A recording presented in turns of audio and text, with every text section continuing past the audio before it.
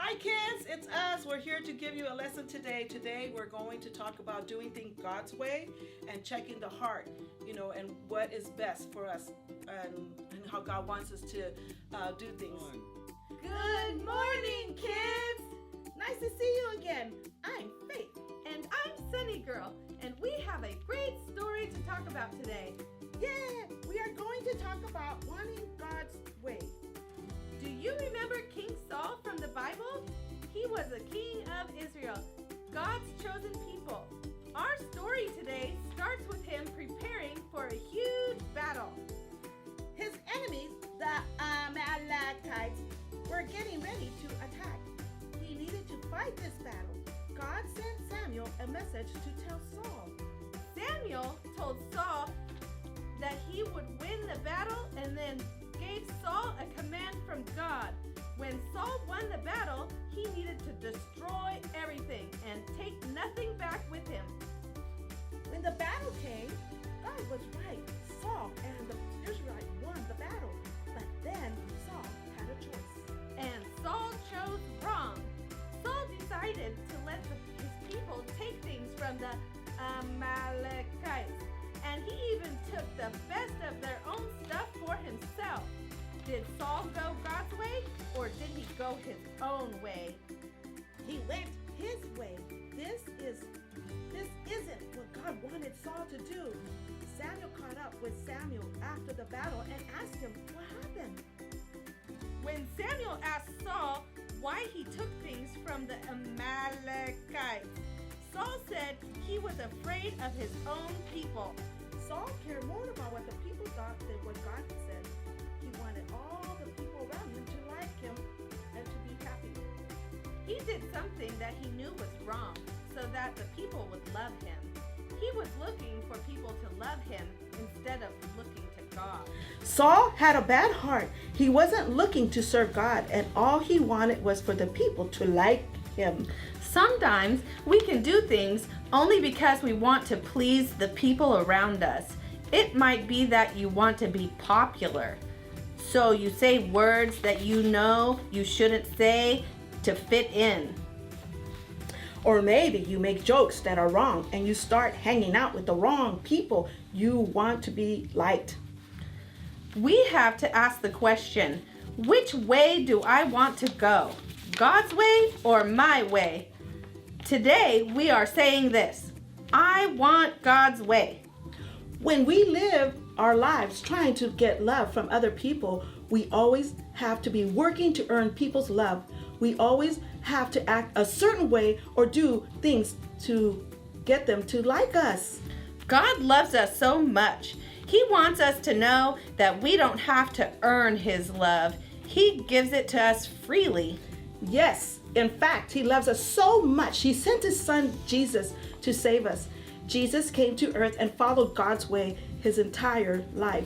God's love is constant. We don't have to work for it.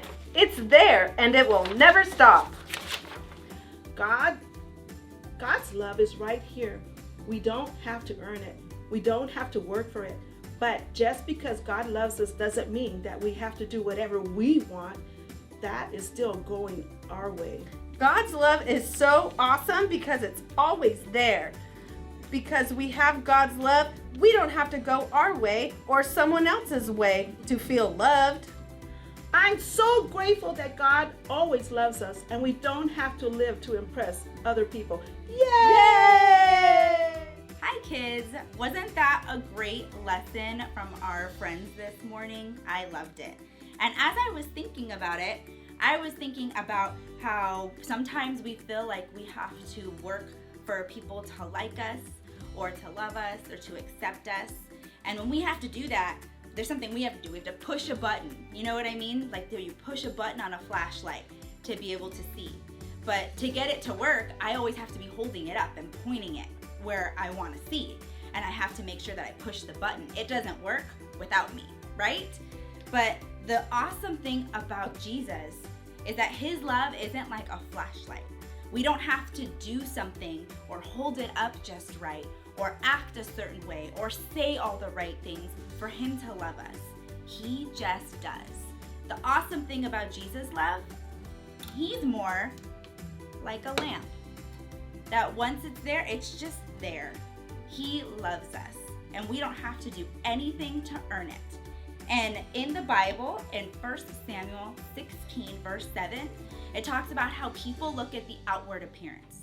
People maybe look at how we dress, how we talk, what we do when we're around our friends, and that's how they gauge us. But God looks at the heart, and he loves every single one of us so much. And that's something that King Saul had a little bit of a problem with. He was really worried and trying to push that flashlight to get the people to like him, to be popular. He was doing that. And later we're going to learn more about King David, and he was different.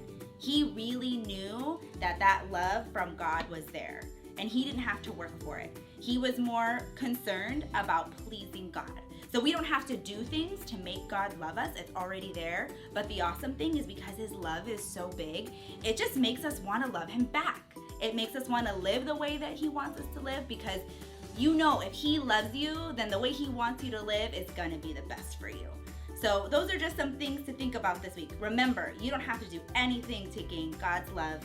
It's there like this lamp. Have a great week.